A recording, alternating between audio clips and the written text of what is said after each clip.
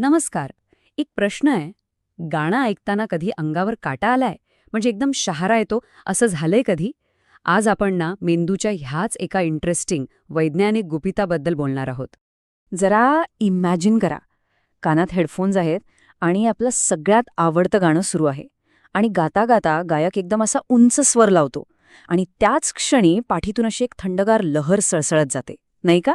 अंगावर अक्षरशः काटा येतो. आणि हो, जर तुमच्यासोबत असं नेहमी होत असेल तर स्वतःला खूप लकी समजा. कारण न्यूरोसायन्स सांगतं की तुमचा मेंदू काही सामान्य नाहीये. तो थोडा वेगळा आहे आणि खूप खूप स्पेशल आहे. मग चला जाणून घेऊया या अनुभवामागचं सायन्स काय आहे आणि उलगडूया तुमच्या या स्पेशल मेंदूचं गुपित. सायन्सच्या भाषेत सांगायचं तर गाणं ऐकताना अंगावर येणाऱ्या या जबरदस्त फिलिंगला म्युझिकल फ्रिसिन असं म्हणतात.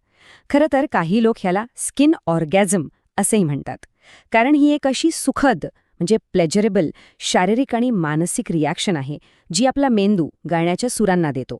याचा सरळ सरळ अर्थ असा होतो की अनेकांसाठी संगीत म्हणजे फक्त एक आवाज असतो, बरोबर?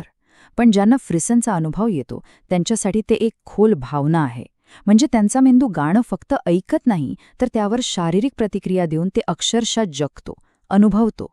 पण मग प्रश्न हा आहे की मेंदूमध्ये नक्की असं काय घडतं? ही इतकी स्ट्रॉंग रिॲक्शन येते तरी कुठून? याचं उत्तर आहे विज्ञानाच्या एका कमाल संकल्पनेत, जिला आपण म्हणू शकतो ब्रिलियंट कनेक्टिव्हिटी. हार्वर्ड युनिव्हर्सिटीचे एक रिसर्चर आहेत, मॅथ्यू सॅक्स. त्यांच्या स्टडीमध्ये एक इंटरेस्टिंग गोष्ट समोर आली. ती म्हणजे ज्या लोकांना गाणं ऐकून अंगावर काटा येतो ना, त्यांच्या मेंदूमध्ये आवाज ऐकणारं सेंटर म्हणजे ऑडिटरी कॉर्टेक्स आणि भावनांवर प्रक्रिया करणारं सेंटर, या दोघांमध्ये एक जबरदस्त मजबूत कनेक्शन असतं. अगदी सोप्या शब्दांत सांगायचं तर या ब्रिलियंट कनेक्टिव्हिटीमुळे आवाज थेट आपल्या भावनांना जाऊन कनेक्ट होतो. मध्ये कुठलाही फिल्टर नाही, काही नाही. जे ऐकलं ते डायरेक्ट फील होतं.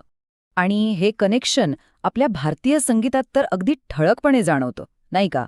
अगदी लता मंगेशकरांचं ऐ मेरे वतन के लोगो ऐकताना विचार करा, किंवा एखादा जबरदस्त पोवाडा ऐकताना अंगावर काटा येतोच येतो. तो अनुभव थेट हृदयालाच भिडतो. बरोबर.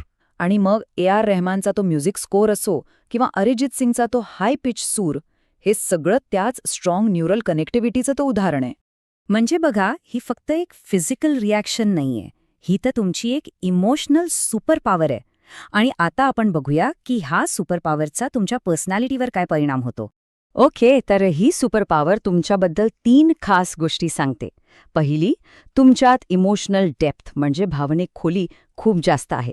दुसरी, तुमची सौंदर्य दृष्टी म्हणजे एस्थेटिक सेन्स कमाल आहे. आणि तिसरी, तुमच्याकडे एक नॅचरल इनबिल्ट स्ट्रेस बस्टर आहे. चला एक एक करून समजून घेऊया. याचा अर्थ, इतरांच्या भावना समजून घेण्याची तुमच्यात एक कमालीची क्षमता आहे. म्हणजे एम्पथी खूप जास्त आहे.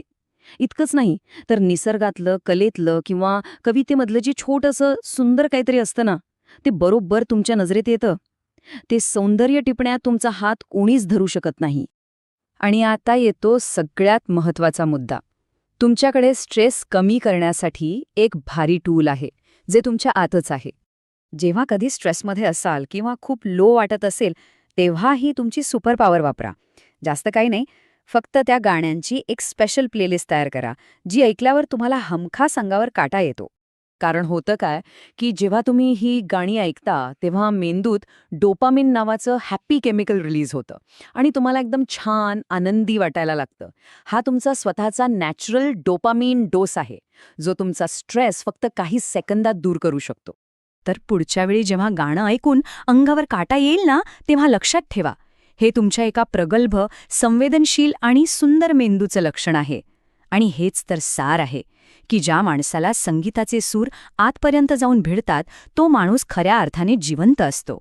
मनाचे खेळ हे सादरीकरण होतं डॉक्टर अजित पाटील यांचं, जे एक मानसतज्ञ आहेत. त्यांचा संपर्क क्रमांक आहे 9850583688 आणि हे होतं परिस फाउंडेशनतर्फे. मनाचे खेळ, परिस फाउंडेशन.